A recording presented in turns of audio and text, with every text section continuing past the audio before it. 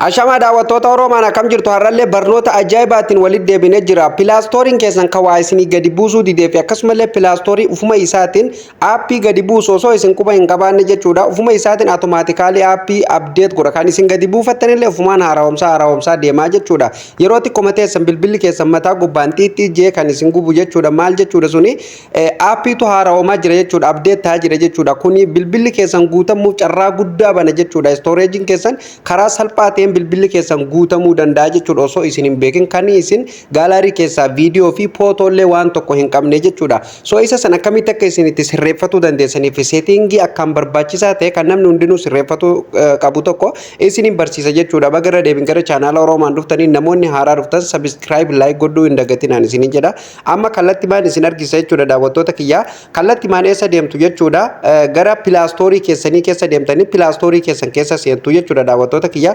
Pilaastoorii keessan keessa yeroo seentanii gubbaa kanarratti bakka profaayila keessanii kanarratti yeroo tokkoof kilik gootu jechuudha. Sana boodan haala kanaan isiniif dhufaa jechuudha pilaastooriin keessan. Yeroo inni haala kanaan isiniif dhufe asirratti gadi buutanii seeting indoo jettu tanarratti kilik ni gootu jechuudha. Sana boodan ammallee haala kanaan oopshinoota adda addaa fuula kanarratti qabatee isiniif dhufa jechuudha. Isa tokkoffaa jeneraal ka jedhu kana qastiin fuuldura jirtii irratti kilik ni gootu jechuudha. Sana boodan haala kanaan oopshinoonni adda addaa jechuudha baay'atee isiniif dhufa jechuudha. Kanaafuu kan isin fayyadamuu qabdan jechuudha. Maal gootanii suuta jettanii bilbila keessan ol harkistu jechuudha.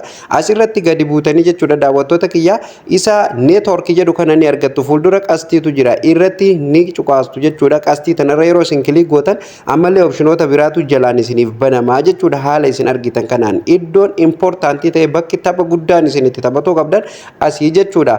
Pilaastooriin keessan ufuma isaatiin jechuudha. Aappiilee ufuma isaatiin daawunlood godha jechuudha. Kan isin hin beekinillee ufumaan daawunlood godha. Carraa kanaan aappiin bilbila namaa xalafulleen isin irratti bu'uu danda'a jechuudha. Hin beekamu jechuudha. Osoo isin hin beekin aappii ufumaan gadi buusa bilbilli waan ta'eef jechuudha. Akkasumallee bilbila keessa aappii isin qabdan ufuma isaatiin haara'umsa jechuudha. Bilbilli keessan ufuma isaatiin maaliif isin tositti ayyamee fi waan ta'eef jechuudha. Kanaafuu kan bilbila keessan keessa jirullee ufiin akka haara'umsullee yoo barbaadan isinin argisiisa. Fedhii keessanii sun firraa cufuu yoo barbaadanillee fedhinnaa keessanii jechuudha daawwattoota kiyya. Kanaafuu haala kanaan eegaas dhuftanii jechuudha asirra cuqaastanii oopshinoota jala kanaan isiniif bahu keessaa jalqaba irratti kan isin argisiisu aappiilee adda addaa kan ufuma isaatiin jechuudha abdeet godhu kan isin gadi hin buufatin ufuma isaatiin pilaastooriin keessan abdeet godhuun isin argisiisaa jechuudha daawwattoota kiyya. Kanaafuu asirratti gadi buutanii out update apps ka jedhu ni argattu jechuudha. Kilik irratti gootu jechuudha yeroo tokkoo fi isa kanarratti kunoo ni cuqaastu jechuudha. Sana boodan haala kanaan isinii dhufa jechuudha daawwattoota kiyya. Asirratti illee oopshinoota adda addaa qabatee isiniif dhufa jechuudha. Fakkeenyaaf isa tokkoffaa kanarra yoo kaatan jechuudha update all apps over wifi or mobile data ka jedhu kana fakkeenyaaf yeroo isin wifi fayyadamtanii fi akkasumallee data bilbila keessanirraa fayyadamtanillee jechuudha. Ufuma isaatiin settingii kanarratti yoo deebifattan aappii isin keessaa qabdan update godhaa deemaa jechuudha daawwattoota kiyya. Ufuma isaatiin update godha aappii keessan haara'umsaa jechuudha. Isa tokkoffaa kanarra yoo kaatan jechuudha. Akkasumallee isa lammaffaa update with limited amount of mobile data ka jedhu kanarra yoo kaayyattan jechuudha daawwattoota kiyya. Fakkeenyaaf inni kunilleen yeroo isin data daangaa hin qabne fayyadamtan jechuudha. Ufuma isaatiin jechuudha update godhaa deemaa jechuudha bilbilli keessan ufuma isaatiin update godhaa deemaa jechuudha. Kanaafuu isin kan barbaadan irra kaayattanii jechuudha. Gama gadii kanatti adda baaseet immoo isinitti himaa jechuudha. Mallee bakka lamatti adda baasee kana walitti naqee isinitti hima jechuudha. Fakkeenyaaf wifi fi data illee yoo fayyadamtan kan daangaa hin qabne yeroo isin fayyadamtan jechuudha. Ufuma isaatiin akka inni update godhaa jechuudha. Settingiin kun dabalataan asitti yeroo gadi buutan update over wifi only ka jedhu kanarra yoo kaattan fakkeenyaaf yeroo wifi fayyadamtan qofa kan aappiin bilbila keessan irratti update ta'aa haara'umaa deemuu jechuudha. Yeroo wifi fayyadamtan qofa. Kanaafuu geengoon fuuldura jirti irratti cuqaastanii irratti deebifatu. Akkasumallee don't out update apps ka jedhu ni argattu jechuudha. Sitti amma asirratti gaalaal bakki bareedan yookaan bakki murteessan asii jechuudha daawwattoota kiyya. Kanaafuu isin inni gadii kun maal jechuudha? yeroo isin data fayyadamtanis wifi fayyadamtanis waan tokko pilaastoriin keessan update hin godhu jechuudha yoo kanarra kaatan hanga isin eeyyama keessaniin pilaastorii irra dhattanii jechuudha ufii keessaniin itti barreeffatanii gadi buufatan haaromsuu barbaadanillee haaromsitaniitti waan tokko haaromsuu hin danda'u jechuudha don't out update apps ka jedhu kanarra yoo kaatanii jechuudha isa kanarra yoo kaatan baay'ee gaariidha jedheetiin abdadhaa jechuudha daawwattoota kiyyaanilleen isuma kanarratti hin deebifadha jechuudha isinilleen haaluma kanaan isa kanarratti deebifattu jechuudha daawwattoota kiyya baay'ee murteessaadha gaa seetingiilee akkaan murteessaadha daawwattoota kiyya haala kanaan jechuudha irratti deebifatu ni dandeessu jechuudha fakkeenyaaf isa tokkoffaa kanarratti illee yoo deebifattan aappiin ufuma isaatiin update ta'aa dhufa pilaastoriin keessan carraan inni guutamu baay'ee bal'aadha jechuudha kanaafu isa kanarra yoo keessan jiraate kan gadii kanarra deebifadha jechuudha dubbiftanii adda baafatu ni dandeessu jechuudha daawwattoota kiyya kun waan asirra jiru kana jechuudha haala kanaan sirreeffatu akkasumallee daawwattoota kiyya asirratti sanduuqni kun yoo banaa isiniif dhufe jechuudha automatically archive apps ka jedhu kun yoo banaa isiniif dhufe cufaa ofirraa jechuudha inni kunilleen aappiin osuma isin automatically jechuudha ofuma isaatiin achiif ta'aa deema jechuudha kanaafuu maal gootanii ni cuftan haala kanaan ifirraa cufaa jechuudha isin hin fayyadu waan ta'eef akkasumallee mata duree network jedhu kana jala osoo hin baane jechuudha daawwattoota kiyya app download ka jedhu ni argattu jechuudha asitti kun app download ka jedhu kanarratti yeroo isin cuqaastan haala kanaan isiniif dhufa jechuudha daawwattoota kiyya fakkeenyaaf pilaastoriin tokko ufuma isaatiin kawaa gadi buusutu jira jechuudha aappii ufuma isaatiin kan gadi buusutu jira jechuudha isa sanillee maal gootanii kan barbaadan irra kaatan jechuudha isin fakkeenyaaf kunoo yoo barbaadan kan olirra yeroo wifi fayyadamtan qofa akka isiniif gadi buusu yoo barbaadanillee kan olirra ni kaayyachuu ni dandeessanii jechuudha akkasumallee yeroo data bilbila keessanii qofa fayyadamtanillee isin kan barbaadan irra kaatanii jechuudha daawwattoota kiyya wantoota kan asirra jiru kana keessaa dubbistanii kan barbaadan irra kaatan hundumaanuu akka gadi hin buusne yoo barbaadanillee isa gadii kanarra kaattu jechuudha daawwattoota kiyya kun akkasumallee osoo mata duree network jedhu kana jalaa hin baane download app ka jedhu ni argattu jechuudha yeroo irratti cuqaastan qabxii sadii isiniif fidaa jechuudha fakkeenyaaf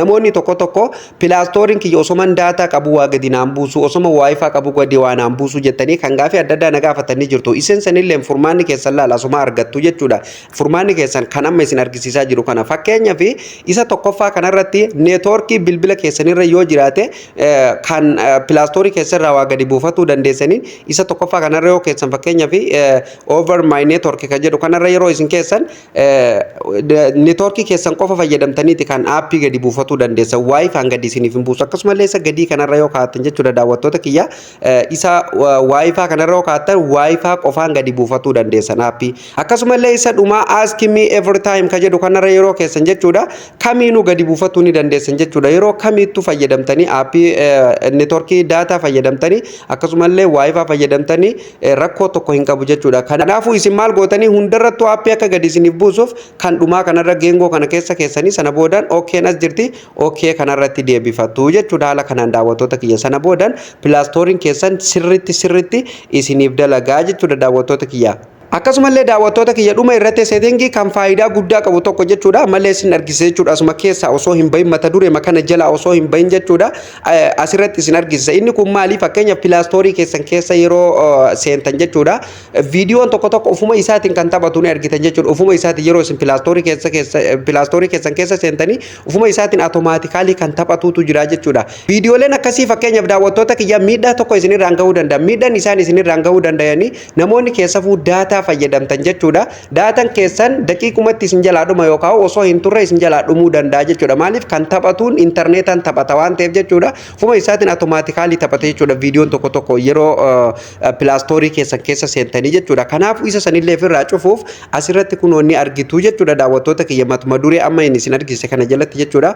outplay video ka jedhu ni argattu irratti ni cuqaastu sana boodan haala kanaan isiniif dhufaa jechuudha daawwattoota kiyya qabxii sadii asirratti qabatee isiniif dhufaa jechuudha outplay videos at any time kan jedhu kanarra yoo kaatan fakkeenyaaf viidiyoon yeroo fakkeenyaaf isin pilaastorii keessa seentan jechuudha ufuma isaatiin taphata jechuudha yeroo makkamiyyuu ufuma isaatiin ni taphata jechuudha every time ufumaan ni taphata play ta'a jechuudha akkasumallee isa lammaffaa kanarraa out play videos over wife only ka jedhu kana yeroo isin wifi fayyadamtan qofa jechuudha yeroo isin wifi tti fayyadamtan daataan keessa wifi ta'e wifi tti fayyadamtan qofa Play Store keessa waa gadi buufatuuf isin Play Store keessa seentan viidiyoon ufuma isaatiin automaatikaalii taphataa jechuudha kanaafuu isin kan barbaadan irra kaattan filannoon keessanii jechuudha kanuma hundarraa bareedan isa dhumaa kanarra yoo kaattan baay'ee gaariidha jedheetiin abdada jechuudha don't out play video ka jedhu viidiyoon tasumallee akka hin taphanneef isuma gadii kanarra jechuudha don't out play video ka jedhu kanarra yoo kaattan baay'ee murteessaadha jechuudha eega haala kanaan geengoo kana keessatti deebifatanii okeen as jirti okee tanarra cuqaastu jechuudha kana boodan Play Store keessan jechuudha akka ajaa'ibatti jechuudha isiniif sirratee jira amma viidiyoon tokkolleen as keessatti hin taphatu jechuudha haala isin argitan kana fakkeenya viidiyooleen tokko yoo argitanii jiraatan nama hundaa miti namoota tokko kan settingin isaanii kun banaa jiru yeroo isin akkanatti Play Store keessan keessa dhuftan ufuma isaatiin play tanii kan taphatantu jira jechuudha kanaafuu wantoota akkasii sana ofirraa cufuufi jechuudha haala kanaan jechuudha daawwattoota kiyyaa Play Store keessan karaa baay'ee salphaa ta'e kanaan jechuudha sirreeffattanii aappii tokkollee amma boodan ufii isaatiin update isinitti hin godhu jechuudha Play Store keessan salphumatti osoo hin guutamin yeroo dheeraa itti fayyadamuu dandeessu jechuudha sababa Play Store guutamerraa kan ka'e jechuudha namoonni baay'een Play Store waa gadi buusuuf didaa jechuudha daawwattoota kiyya isa sanillee furmaata viidiyoo itti aanu keessatti hin qabadhe isiniif dhufa jechuudha eessan Play Store keessan akka isin haara'oonfattan jechuudha isinittiin argisiisa jechuudha viidiyoo itti aanu keessatti jechuudha daawwattoota kiyya haala kanaan Play Store keessan karaa isa sirrii ta'een sirreeffattanii itti fayyadamuu ni dandeessuun isiniin jedha barnoonni irra isiniif qabadhe dhufillee jalqabaa kaafnee kan hangammatti waliin ilaalaa turre kana daawwattoota Oromaan namoonni hangammatti chaanaala keenyaaf haaraa taatan jechuudha chaanaalli kun chaanaala barnootaati subscribe godhaa irraa fayyadamaan isiniin jedha viidiyoon keenya yoo isin gammachiise please like godhuu hin dagatina akkasumallee guyyaa guyyaan barnoonni nu gadhiifnuu fi isaatiin akka isin dhaqqabuuf mallattoo notification irra keessanii nu hordofu hin dagatinaan isiniin jedha viidiyoon keenya yoo isin gammachiise yaadaa fi gaafii yoo qabaattan komentii jalatti naaf barreessuu hin dagatinaan isiniin jedha yaada dabalataatii fi barnoota dabalataa yoo barbaadan telegiraamni keenya kun profaayiluma kana jala jira jechuudha mallattoo telegiraama keenya irra cuqaastanii jechuudha profaayila chaanaala Oromaanii jala eega seentanii qastii irra cuqaastanii haala kanaan asitti isiniif dhufa telegiraam tajeetu tanarra cuqaastanii telegiraama keenyallee jooyin gootanii achirratti nu hordofu hin dagatin achirratti illee barnoota adda addaa isiniif dabarsaan jira jechuudha daawwattoota kiyya barnoonni irra isiniif qabadhee dhufe asumarratti kan goolabamu ta'a barnoota itti aanu nama walitti deebinutti turtii gaarii qabaadha.